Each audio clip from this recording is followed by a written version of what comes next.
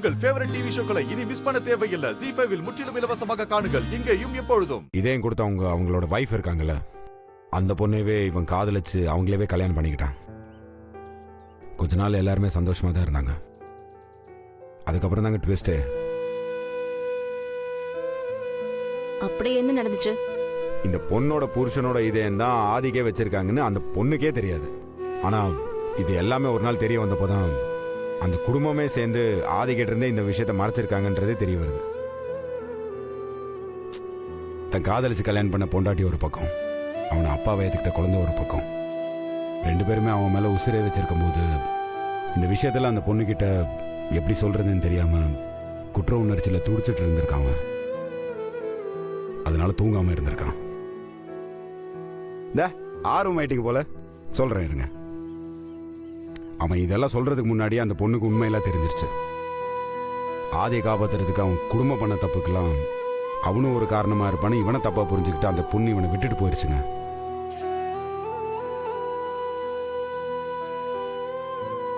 நீங்களே சொல்லுங்க, அவங்க குடும்பத்துல இருக்கிறவங்க பண்ண தப்புக்கு இவன் என்ன பண்ணுவான்?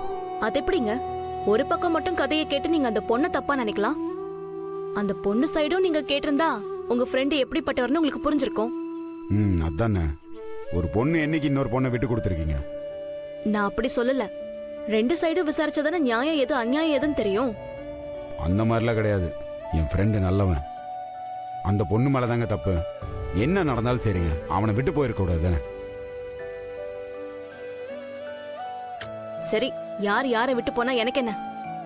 உங்க ஃப்ரெண்ட காணுமேன்னு கேட்டேன். அதுக்கு நான் ஏன் இந்த கதையெல்லாம் கேட்கணும்? ஏன் டென்ஷன் ஆகுறீங்க? அவன் பாவம் தெரியுமா? அவனுக்கு 2-3 நாளா திரும்பவும் ஹார்ட்ல பெயின் வர ஆரம்பிச்சிருக்கு.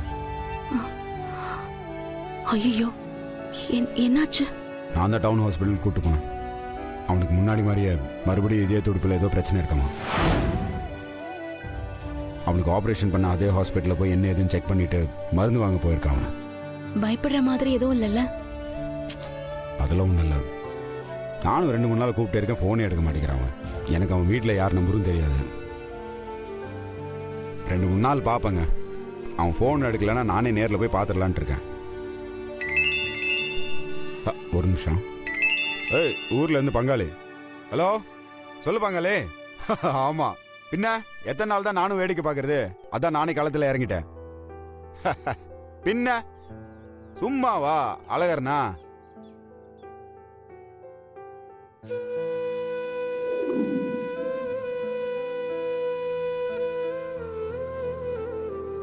அவருக்கு எதுவும் ஆயிடக்கூடாது.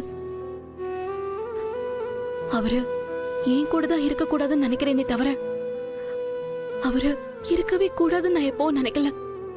ஏன் ஏன் என் வாழ்க்கையில ஆதின்னு ஒருத்தர் ஏன் எனக்கு திரும்பவும் சந்தோஷத்தை கொடுத்த?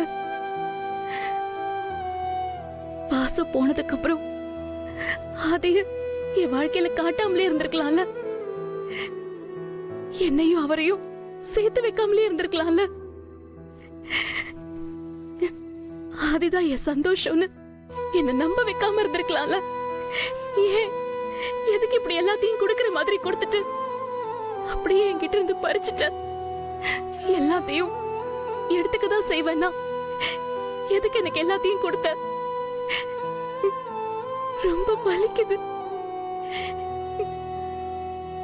என்ன இந்த வேதனையில இருந்து வெளியில கொண்டவா. அவருக்கு உடம்பு சரியில்லைன்னா ஏன் உடம்பு ஏன் நடுங்குது? திரும்ப அவரை என் வாழ்க்கையில கொண்டு வராத. அவர் நல்லவரா கெட்டவரான்லாம் எனக்கு தெரியாது.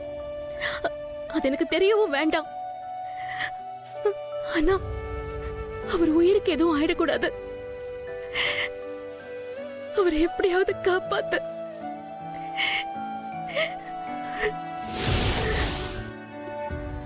அவர் உயிருக்கு எதுவும் பிரச்சனை வராம காப்பாத்துங்க. ஆதி அப்பாக்கு ஒன்னும் ஆகாது. அவருக்காக தானே சாமி கும்பிடுற? இல்ல, அவரு நல்லாதான் இருப்பாரு. நான் ஒன்னும் அவருக்காக வேண்டல. அவருக்குள்ள இருக்கிறது வாசுவோட இதயம், உங்க அப்பாவோட இதயம். அதுக்கு எதுவும் ஆயிடக்கூடாதுன்னு தான் வேண்டேன். எனக்கு வாசு அப்பாவும் ஆதி அப்பாவும் வேற வேற இல்ல, 2 பேரும் ஒண்ணுதான். ஊருக்கு போறதுக்கு முன்னாடி என்கிட்ட சொல்லிட்டு தான் போனாரு. என்னையும் உன்னையும் தைரியமா இருக்க சொன்னாரு. அப்போ நீ அவர்கிட்ட பேசிட்டு தான் இருக்கல்ல? நானா பேச மாட்டேன், ஆனா அவரா வந்து பேசுவாரு. அவரு பேசினா நானும் பேசுவேன். கழுத வயசாகிற நானே அவரை நம்பி ஏமாந்திருக்கேன். நீ சின்ன புள்ள, நீ ஏமாறது ஒண்ணு புதுசு இல்லையே. அம்மா, ஆதி அப்பா நல்லவரு.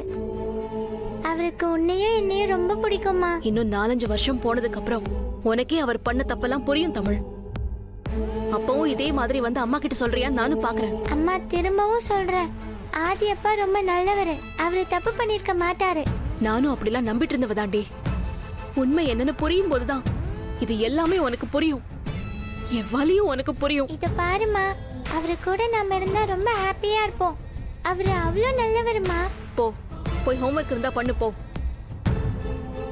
அம்மா, நான் திரும்பவும் சொல்றேன், ஆதி அப்பா ரொம்ப நல்லவரு.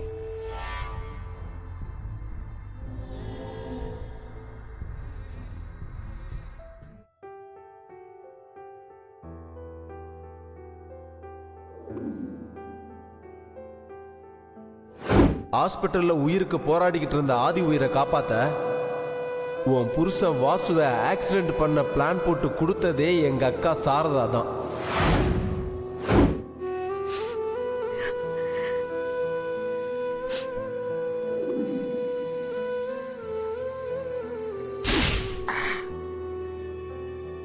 ஓகே.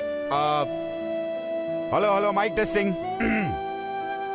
கோட்டப்பட்டி ஊராட்சி ஒன்றியத்துக்கு உட்பட்ட கரிசல்பட்டி, ஆசாரிப்பட்டி, ஓடப்பட்டி, நத்தக்கடை, இல்ல நத்தம்பட்டி, முத்துசங்கிலிப்பட்டி, ரோசனப்பட்டி, நல்லமுடிப்பட்டி வாழும் மக்களே மற்றும் என் நெஞ்சத்தில் வாழும் ஜன்மங்களே.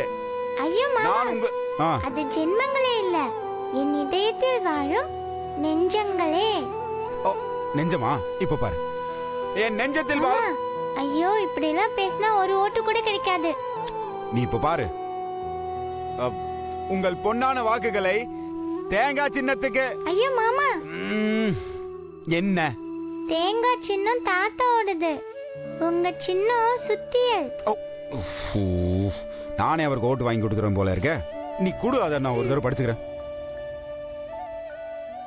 கோட்டப்பட்டி ஊராட்சி ஒன்றியத்திற்கு உட்பட்ட கரிசல்பட்டி, ஆசாரிப்பட்டி, ஓடைப்பட்டி, ஒத்தக்கடை, நத்தம்பட்டி, நல்லமுடிப்பட்டி வாழும் மக்களே மற்றும் என் இதயத்தில் வாழும் நெஞ்சங்களே, உங்கள் பொன்னான வாக்குகளை சுத்தில் சின்னத்துக்கு வாக்களித்து என்னை மாபெரும் வெற்றி பெற செய்யுமாறு உங்கள் அன்பான பாதங்களை தொட்டு கேட்டுக்கொள்கிறேன்.